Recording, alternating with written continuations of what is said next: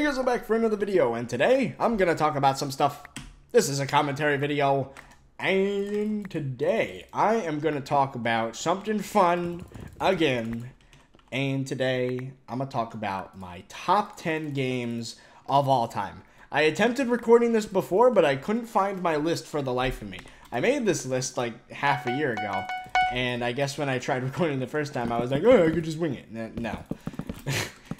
You would think I'd remember my top 10 games of all time, but there's a lot of them that slip under the radar that are really, really good, but I just do not remember. So, yeah. Let's start off. Oh, so one thing that's fun is that Minecraft is actually not my favorite game of all time. Surprisingly. You would think it is, considering it's all I do on my channel, but it is not. I'm going to go in order from best to not as the best. I'm not going to say worst because none of these games are bad by any means at all. And you didn't even get to hit me. That's kind of sad. Okay, so the number one game is Fallout New Vegas. If you guys know me well, that doesn't come as a surprise. But yeah, so Fallout New Vegas is unique because, even amongst Fallout games, because it is just the best combination of... I should have saw that coming. It's the best combination of a first-person shooter and an RPG game. It's so perfect in almost every way. It's because, like, you can... This word's really weird now. Roleplay as whatever kind of character you want. You can be that guy from the old westerns that, like, is the sheriff and helps out everybody and, like, carries around a revolver and, like, just destroys everyone that gets in his way. Or you can be a sneaky ninja, which is what I did. Or you can be a sniper, which I also kind of did. I was a sneaky sniper, which apparently is very common, but it's just because the way the balancing in the game works kind of promotes using silenced weapons, because it's really OP. It's like a 100% chance of a crit when you do that. It's kind of insane. But anyway, yeah. So I was a crit sniper. Yeah. Blue's gonna chase me to mid, of course.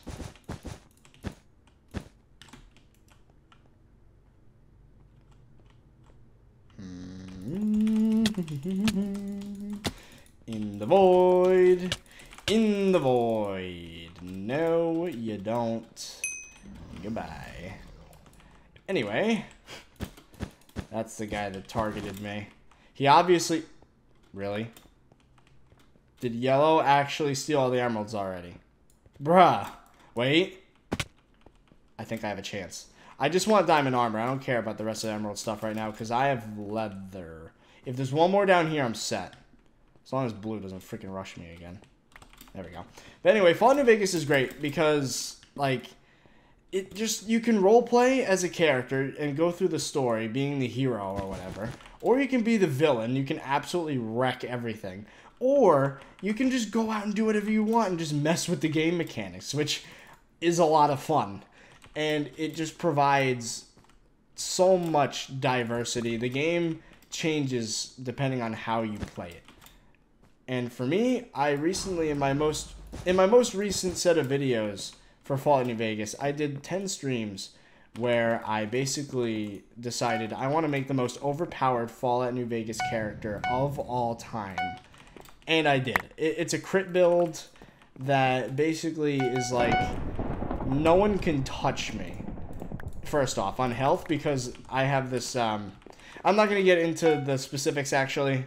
There's too much to talk about with Fallout New Vegas. If you haven't played it, you are missing out. It's way better than Fallout 4, actually, because it has some other things that make it so that items have more value. For example... In Fallout 4, you can't repair items together. There's no such thing as item durability and, you know, items breaking. In Fallout New Vegas, it's a thing.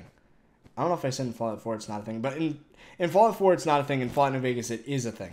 And there's perks like Jury Rigger, which are absolutely amazing, that let you, like, repair the most ridiculous things together. Nice. You didn't even get a hit on me. Bye. That's for targeting ThirtyVirus. And I didn't even lose any health. That's actually really funny. Okay, you're not getting that. No. No hits for you. Okay. now that he's taken care of, we can actually play video games. Why am I doing that? I don't have a bed. And, wow, there's only one bed left already. How'd that happen? Okay. That's... What? How'd that even... I don't know. I only talked about one of my 10 games. But it just has this vast world that you can explore, and it's like just a playground. Like, you can do what the hell you want. It's like... It's not the most graphically intensive game, or the most immersive game, or the most emotionally charged, but it is just fun. It is just amazing fun. Also, what was that? There was something I just saw right in front of me. That was weird. Anyway. Yeah, so Fallout New Vegas would highly recommend. Number 2 is obviously Minecraft. I mean, do I need to explain why I like Minecraft? I mean, I'm playing it right now at Bed Wars on Hypixel. Oh, this is beautiful. The last 2 people in the game are at pink base right now. And I would say I'm pretty well set with equipment. Okay, so yellow is vastly better, or better equipped than pink was. Should keep that in mind. Oh boy. Time to 1v1. Come at me, bruh.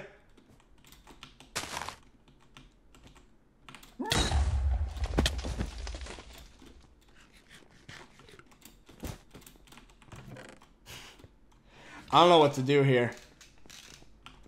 Oh, he wants to fight me like this.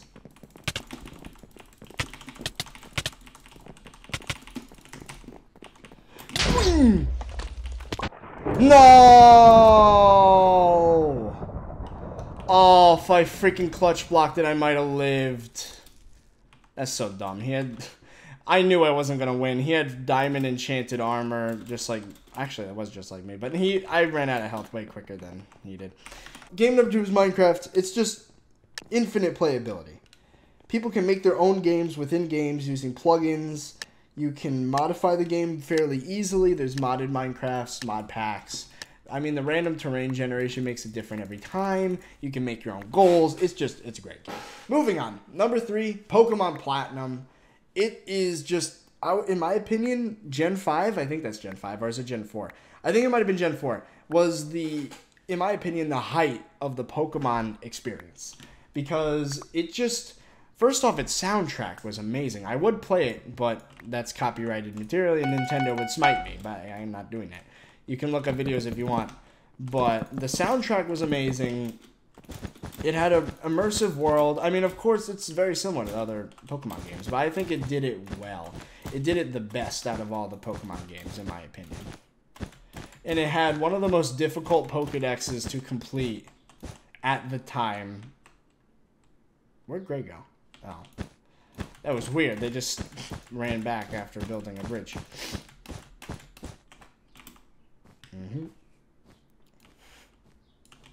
And I loved, I mean, Diamond Pearl obviously was great, but Platinum, that thing with Garantina in the reverse world or whatever, I saw the actual movie too, like the cinematic version of it, but damn, in the game it was cool too. It was just, I mean, looking back at it, the game's not aged the best with that segment, because it was kind of hard to control and stuff, but it was still really cool. And it, like, blew my mind, because I didn't, like, think about this, the whole game... You're in this world where you can only look straight down at your character and only move left, right, up, down. Or like north, south, east, west. There is no concept of height. I mean, there is, but there's not with the camera. And then you just suddenly, like, in this world, you turn sideways and you're like, what is happening? And it is just really cool. And then, of course, the final boss, which was, you know, that. The Garantina. I don't even know if that's how you pronounce it. Probably not. I have other reasons too. What did I put down? Tons of challenges with things to collect. And it took over 100 hours for me to do everything in that. And I still didn't do everything. You know? It was just fun. Let's see. What is next on my list? Pokemon Mystery Dungeon Explorers of Time. Okay, so... take everything you know about Pokemon games and throw it out the window with Mystery Dungeon. It is a very different experience. Like, it's not even close. Mystery Dungeon is basically, like, Uh-oh. Whoever wrote the story for Mystery Dungeon... Nice try, but no. I can't even place... Oh, that was a final kill. Okay. It's kind of funny. Anyway, whoever wrote the story for Mystery Dungeon deserves some credibility here, because my god, it was good. Especially the one I played, which is Explorers of Time. A lot of people regard Explorers of Sky to be their favorites, but that's, again, just because that's the one they played. So, I don't know, man. It's probably the same game with slight differences, but it gets so emotional. You get so invested in these characters that you actually, like, care about them. Which is something I can't say about other games. Like, I could care less. And they're Pokemon that can talk, and I actually cared about them. So that game definitely did something successful there. Making me care about characters on a screen. And this was the only game, I'm gonna admit it, when I was a kid, this was the only game that made me actually cry. Granted, I was like 7, but not a lot of things made me cry, and that game did. Which I would say is something that I've never seen from a game before. It, like, literally changed the way I think. No! Ah! Of course, he had to have a better sword. Would highly recommend all of these games, honestly. It's so good. It was on the DS, Explorers of Time and Darkness and Sky. Not a lot of people said they liked Explorers of Darkness for some reason. I don't know. Maybe it was just kind of the dud out of the 3.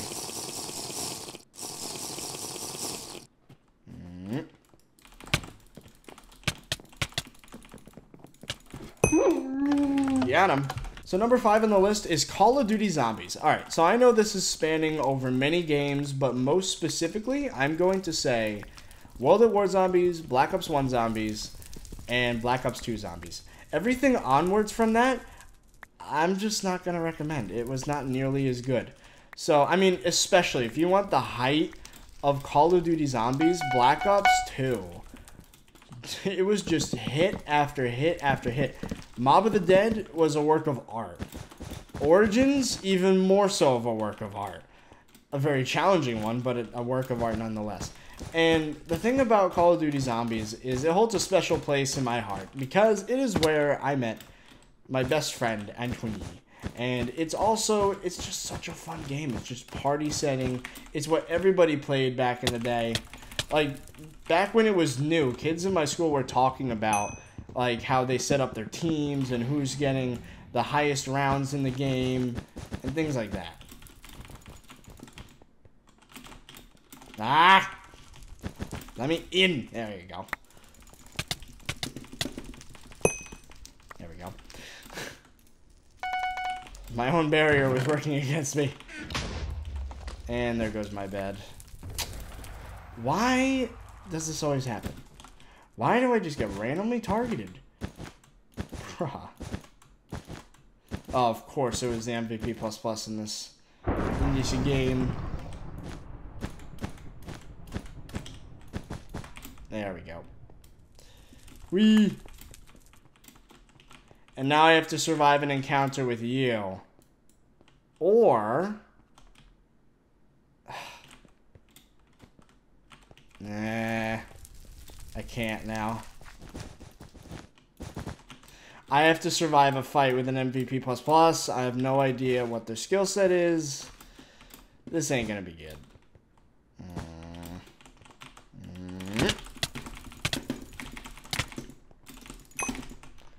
We killed each other. Are you freaking kidding me? I need to just play on maps where that's hard to do.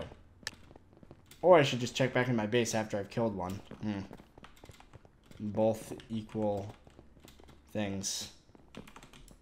That's so not fair, though. I was distracted. Ugh. Alright, anyway. Call of Duty Zombies, it's the definition of a party game. It's something that you can play alone and have a ton of fun, and it's also something that you can play with friends. Whether or not you want to get far or not, it's a great game to not even be good at, just to play in general. Like, you can challenge yourself. You can do 2-box challenges, which are just wonderful, dude. I love 2-box challenges because it's different every time. I mean, with the amount of guns in the game, there's literally like several hundred outcomes to a 2-box challenge. Probably more. Maybe, yeah, maybe a lot more, actually.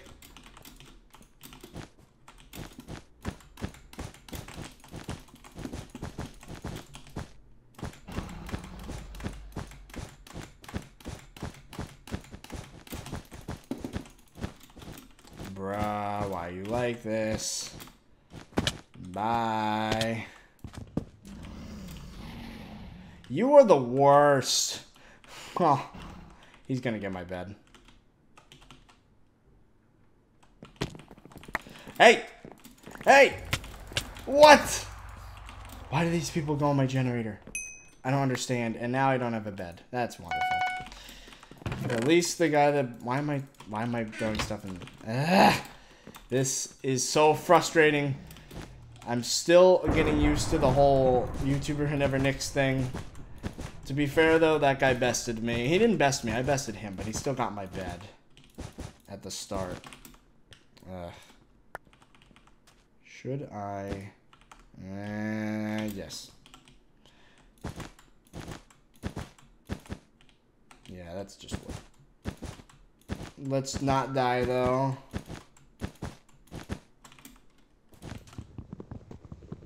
I gotta be quick. Got it. Pew. Why did I get regen at the base? I'm dumb.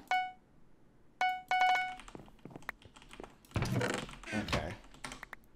Well, now that that's done, let's talk about the next game. And that is Call of Duty multiplayer in Advanced Warfare.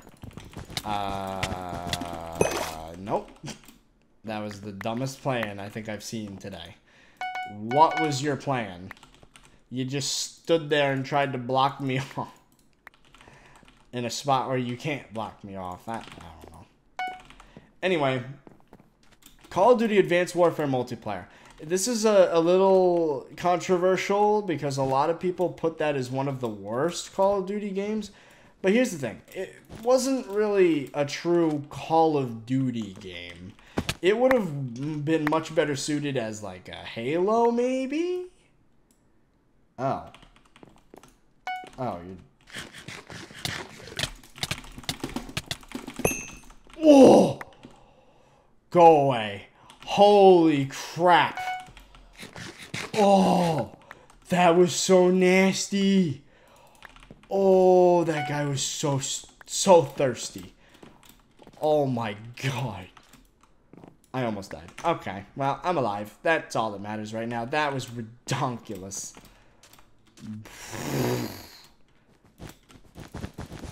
I don't know if eating the gap hurt me or saved me. I don't know. That was really, really, really close. Anyway. Wait a minute. Oh, I won this game. It's because the Aqua guy left. Well, I guess I'm just going to get a whole bunch of stuff just in case he comes back. But I should get that bed right now. Until he reconnects. Okay. That's hilarious. But, so, the thing that makes Call of Duty Advanced Warfare multiplayer, I guess I'm not getting to bed, really good is the movement system. There's so much... Yeah, the movement system just allows for so many situations where you can play almost like in a smart way.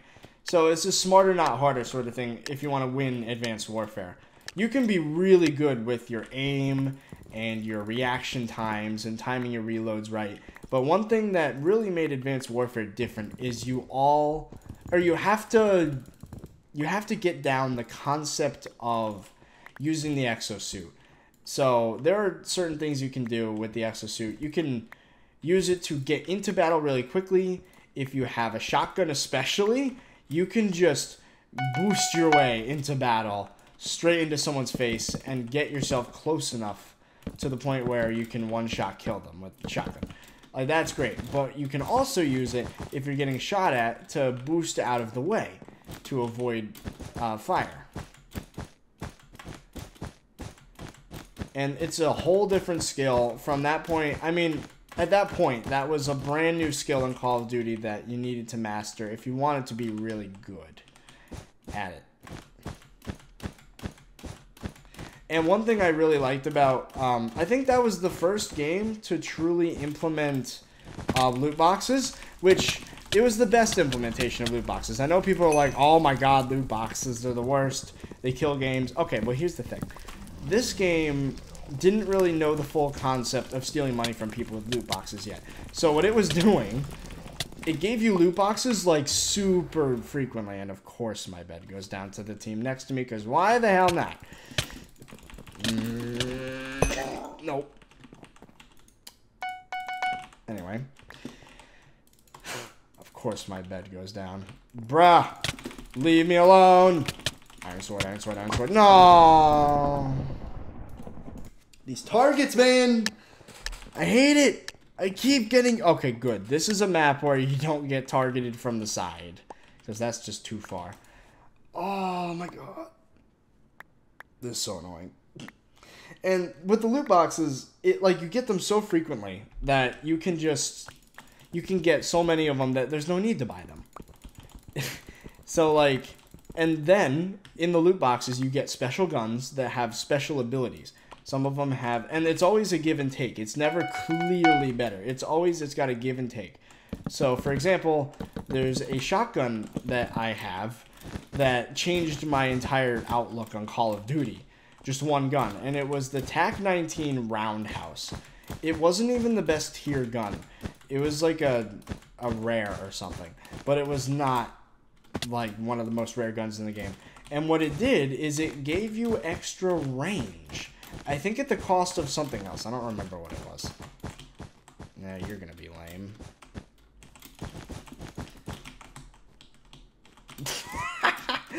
I psyched them out so hard. But what the TAC-19 Roundhouse did for me is it made me start using shotguns. For a long time, I was just an SMG nerd that ran around killing everything. Okay, now I gotta be freaking careful that I'm not getting attacked from the side, because this is usually when my bed goes down. Okay, let's go. No more getting targeted at the start of games. Who is coming for me? Apparently no one. Okay, well that's good. That's going to have to be something I check for frequently, is like right next to my base the second I kill the bed next to me. But anyway, yeah, it forces different gameplay style. It doesn't force anything, actually, because the base guns are still really good. But if you want to change up your play style a bit, those custom loot box weapons, or weapon variants is the word they use in game, is a great way to go. And as I said, they didn't really fully understand the concept of loot boxes back then, so they actually gave a decent amount of them to people and made it so that the good guns in the game were relatively easy to get, instead of being like a 1 in 1,000 chance. So that's why Advanced Warfare is my favorite Call of Duty multiplayer, and one of my favorite games overall. So there you go. Oh, and before I end this video, look at that. I'm number 4 on the daily wins leaderboard. Oh yes. Oh yes. ThirtyVirus. 18 wins today. With all my commentaries, I'm pretty sure I got most of them. I'm out of ideas again, man. I would keep going, but I just ran out of ideas, so meh. I hope you guys enjoyed that video. As I fly away, make sure to leave a like down below and click the video in the top right-hand corner. In that slot, I'm going to be putting part 2 to this video because there's 2 parts. But for now, since you can only upload 1 part at a time, I'm going to put something else. Some random... Maybe a Survival Island episode. Or another commentary. I don't know. Whichever's convenient.